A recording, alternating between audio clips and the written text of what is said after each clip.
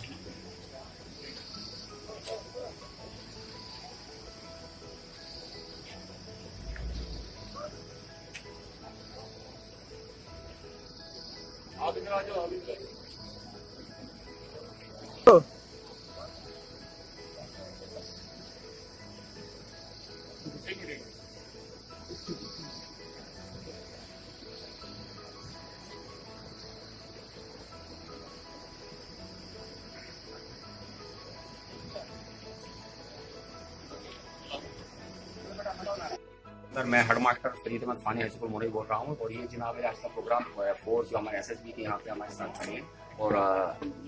JKP police से हमारे एसडीपो साहब की साइड ये प्रोग्राम की हमने स्वच्छता की ताल्लुक से जो हमने रैली यहाँ से निकाली आज